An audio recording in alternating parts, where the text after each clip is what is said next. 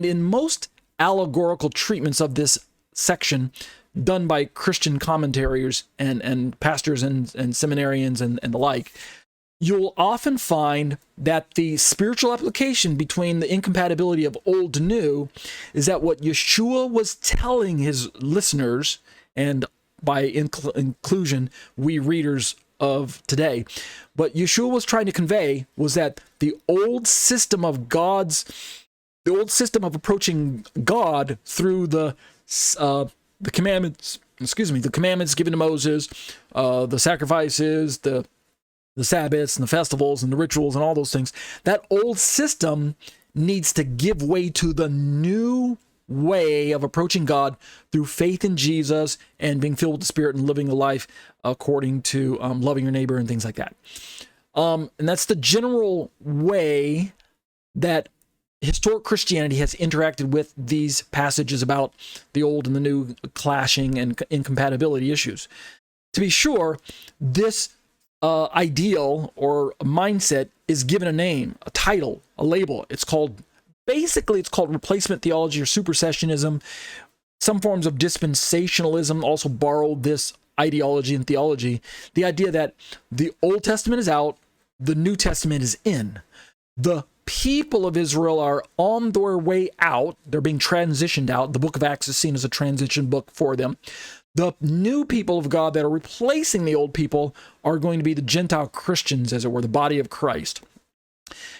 Going along with this same mindset of replacement and things like that, of old and new clashing and old being replaced by the new, is the idea that the law of Moses is out and the law of Christ is in. The covenant of Moses is out, the covenant with Jesus is in. So Old Testament, New Testament, things like that. Israel's out. I already mentioned the Gentile church is in. We also have with that the idea of animal sacrifices are out, and the sacrifice of Jesus is going to become what's in now, right? So his sacrifice replaces the animal sacrifices. And then on we could kind of keep going with this. Essentially, we no longer have to keep the law as Christians because that system is being transitioned out. It's on its way out, and it's going to be replaced by a new system of approaching God through keeping the law of Christ, or the New Testament laws, or the laws that are written on our heart versus laws that are written on stone and things like that. So this is the discussion that we're having in this Judaism v. Christianity. Is it true then that Judaism is incompatible with Christianity to the point that what Yeshua is teaching is something radically new that replaces the old system? The old is out with the old, in with the new. Is that really what is going on? That's the way we're interacting with this particular passage. That's one way, the allegory. The second way to interact with this passage is to not see it as Yeshua teaching some sort of spiritual truth, but rather he is simply teaching a practical application based on common sense of the day. Common sense says you don't fast while the wedding guests don't fast while the bridegroom is there. You don't fast and mourn at a wedding. That's common sense. Why would you want to be gloom and doom, all gloomy and sad at a wedding? A wedding is a time of rejoicing. So it's common sense, In other words, everybody should be rejoicing at a wedding. So that's common sense lesson number 1. Common sense lesson number 2 out of 4 in the Luke rendering.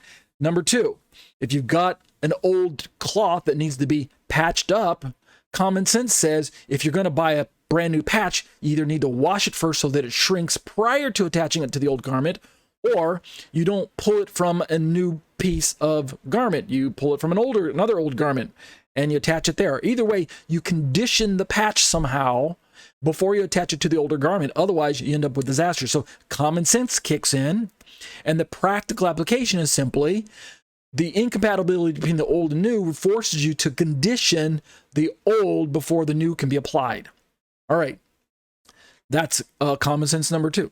Number 3, if you've got wine and it's new wine and you put it into old wineskins because of fermentation and the swelling of the gases and fermentation during the fermentation process, you're going to end up with a disaster. You're not only going to burst the wineskin, the old one, which can't stretch anymore because it's already stretched as much as it can due to age. But you're also going to lose all the new wine. So common sense kicks in and says you need to condition the wineskin somehow before you introduce the new wine into it. You need to stretch it or do something, or you just put new wine into new wineskins or fresh wineskins or something like that. So again, common sense factor. No need to spiritually allegorize and say the old is replacing the new, church is replacing Israel, or anything like that. It's just Yeshua's way of saying, duh. Think and use your thinking brain. It's common sense, right? And then here's the funny thing. The last element in verse 39, common sense says that if you drink old wine and you drink new wine, common sense says the old is better. Why?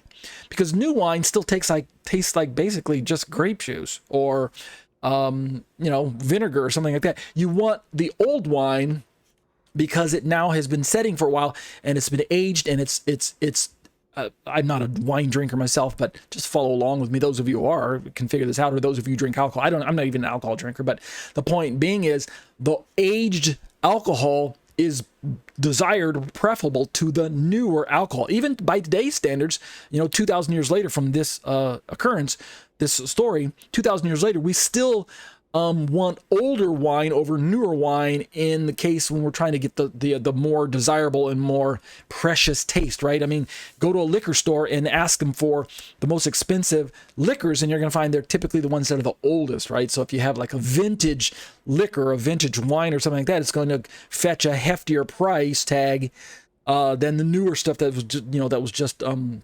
bottled, a month ago or a week ago or whatever, right? So that's kind of the idea behind the common sense factor.